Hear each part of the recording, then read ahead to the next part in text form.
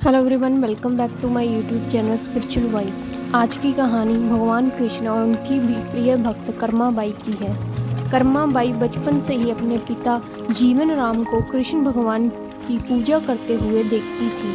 वह कभी भी कृष्ण भगवान भोग लगाए बिना भोजन ग्रहण नहीं करती थी। जब कर्मा बाई 13 साल की थी तब एक दिन जीवन राम को तीर्थ पुष्कर स्नान के लिए जाने की इच्छा हुई। साथ में उनकी पत्नी ने भी पुष्कर स्नान की इच्छा प्रकट की। जीवन राम अपनी ही बेटी को भी ले जाना चाहते थे, लेकिन दुविधा ये थी कि अगर वह सब घर से बाहर गए तो श्री भगवान कृष्ण को भोग लगाएगा कौन। तब जीवन राम ने इस नित्य कर्म की जिम्मेवारी कर्मा बाई को सौंपी और कहा कि देखो बेटी कर्मा, सुबह भगवान कृष्ण को भोग लगाने के पश्चात ही तुम भोजन ग्रहण करना। कर्मा ने भी अपने पिता की हाँ में हामी भर दी। अगले दिन सुबह कर्मा बाई ने उठकर सबसे पहले गुड़ और घी डाल के बाजरे का खिचड़ा बनाया और भगवान कृष्ण की मूर्ति के सामने रख दिया और बोली, भगवान मैंने आपका भोग रख दिया है, आपको जब भूख लगे तब खा लेना, तब तक मैं घर के काम पूरे कर लेती हूँ। इतना ही कहकर कर्मा अपने घर कामों में जुट गई। काम करते करते बीच में आकर देखने पर जब कर्मा बाई ज्ञात हुआ कि भगवान ने अभी तक खिचड़ा नहीं खाया है, तब उसे संदेह हुआ कि शायद खिचड़ी में घी और या गुड़ कम होगा, इसीलिए भगवान कृष्ण भोजन ग्रहण नहीं कर रहे।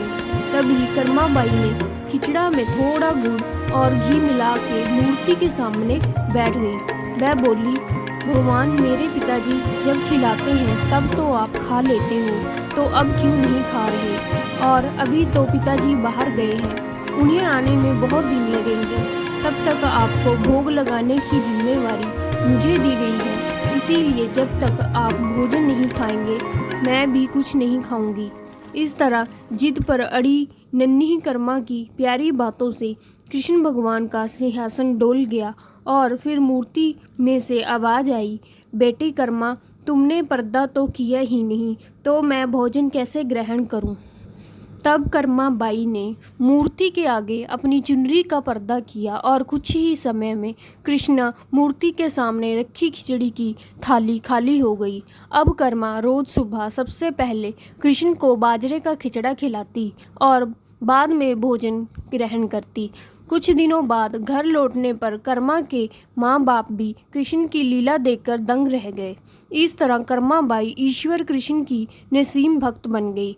अपने जीवन के अंतिम दिनों में कर्मा बाई भगवान जगन्नाथ की नगरी जगन्नाथपुरी में एक कुटिया में बस गई। वहाँ पर एक दिन कर्मा बाई की कुटिया के सामने एक तेजस्वी कांति वाला बालक आया और उसने कर्मा बाई से कहा, मुझे भूख लगी है माँ, खाना दो। उस वक्त भी कर्मा अपने भगवान कान्हा को खिचड़ा का भोग लगा रही थी। कर्मा ने उस बालक को भी खिचड़ा खिलाया।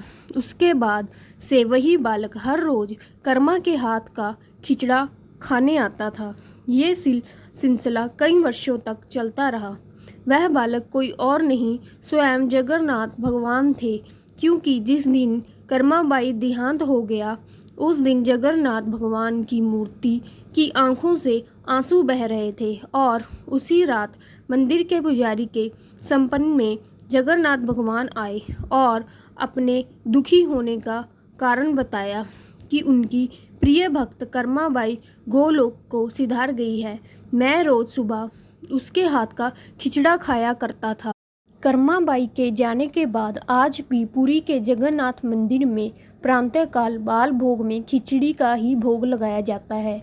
मान्यता है कि ये कर्मा बाई की ही खिचड़ी है। तो आज की स्टोरी आपको कैसे लगी प्लीज़ कमेंट बॉक्स में बताएं और मेरा चैनल शेयर और सब्सक्राइब करें। धन्यवाद।